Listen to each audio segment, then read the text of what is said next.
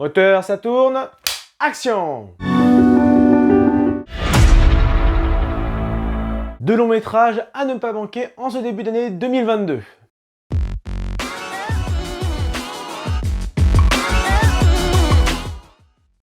Salut, c'est Loïc de Media Show, j'espère que tu vas bien. Et avant de débuter cette nouvelle vidéo, n'oublie pas de t'abonner à la chaîne YouTube, mais également de la partager avec tes amis et tes proches. Aujourd'hui, il sera donc question de deux réalisations françaises, la première étant En attendant Beaujangle avec le duo Romain Duris et Virginie Ifera, et la seconde étant Adieu Monsieur Hoffman, réalisé par Fred Cavaillé. A savoir qu'ici, il ne s'agit pas d'une comparaison entre les deux films, mais plutôt de partager mon avis. Verdict d'après-séance de cette nouvelle médiacritique sans spoiler. Débutons avec En attendant Beaujangle, une comédie dramatique réalisée par Régis Froissart, son second long métrage après Les Traducteurs en 2020. Et avant d'être porté sur grand écran, le roman du même nom paru en janvier 2016 a été un succès en librairie et a reçu de nombreux prix. Le film nous raconte l'histoire de Camille et Georges. Chez eux, il n'y a de place que pour le plaisir, la danse, la fantaisie et les amis, jusqu'au jour où Camille va trop loin, contraignant Georges et leur fils Gary à tout faire pour éviter l'inéluctable coûte que coûte. Régis Froissart nous propose une belle réalisation, à la fois drôle, émouvante et bienveillante, et malgré quelques longueurs, le film maintient un rythme soutenu, et ce dès l'introduction où l'on découvre le personnage de Georges lors d'un cocktail mondain.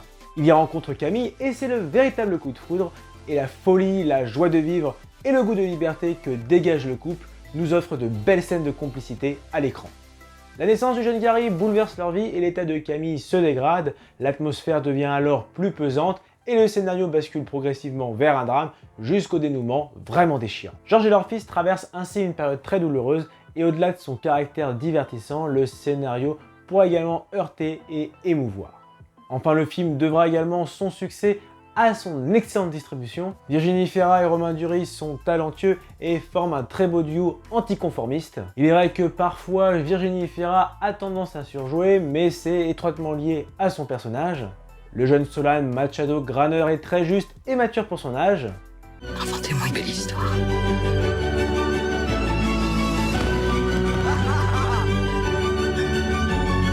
Bref, c'est un très bon moment de cinéma à ne pas manquer, c'est pour ça que j'attribue la note de 15 sur 20. Continuons avec Monsieur Hoffman, un drame historique réalisé par Fred Cavaillé, son premier long métrage dans ce registre, après plusieurs comédies et thrillers tels que Pour elle en 2008, Les Infidèles en 2012, Radin en 2016 et dernièrement Le Jeu en 2018. Le film nous ramène en 1941 à Paris aux côtés de deux hommes, le premier François Mercier, un homme ordinaire qui n'aspire qu'à fonder une famille avec la femme qu'il aime, et le second, Monsieur Hoffman, son patron et un joaillier juif talentueux. Face à l'occupation allemande, les deux hommes n'auront d'autre choix que de conclure un accord dont les conséquences, au fil des mois, bouleverseront leur destin. Vous fermez la boutique? Oui, mais c'est toi qui vas la racheter. Moi je peux pas parce que j'ai pas du tout les moyens. Si, parce que c'est moi qui vais te donner l'argent. Et à la fin de la guerre, on fera l'échange inverse. Monsieur Hoffman. Merci.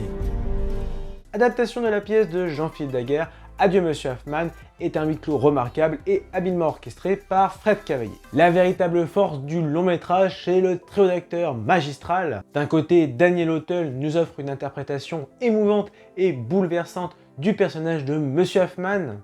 De l'autre, Gilles Lelouch m'a véritablement bluffé dans le rôle de François Mercier, un homme bon de base mais qui sombre peu à peu en prenant les mauvaises décisions. Au milieu, il y a Sarah Girardot qui apporte de la sensibilité à l'histoire, une belle interprétation de Blanche qui subit désespérément la chute de son mari. Vous n'auriez jamais dû lui proposer cette boutique. Avant on n'avait rien, maintenant il veut tout. Alors oui, on pourrait penser que c'est un énième film sur la Seconde Guerre mondiale où les Juifs tentent d'échapper à l'Empire nazi, mais non, car cette réalisation sous forme de huis clos est avant tout un drame psychologique où la tension est omniprésente et monte à crescendo entre les deux hommes. Les rebondissements au sein de l'histoire sont d'ailleurs efficaces. Le petit bémol, ce sont les décors. En effet, si les costumes sont d'époque, les décors extérieurs montent tout de même de finition. Il en reste un scénario sombre, efficace, bien ficelé et aussi prenant qu'un thriller. C'est pour ça que j'attribue la note également de 15 sur 20. Et voilà, cette vidéo est à présent terminée. N'oublie pas de contribuer à l'amélioration de la chaîne en faisant un don sur Tipeee ou sur Utip. Les liens sont en description. Sinon, j'espère que cette vidéo t'a plu. Si c'est le cas, lâche le pouce bleu.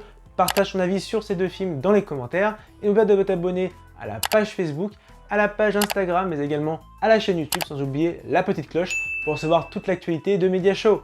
Allez, à très vite!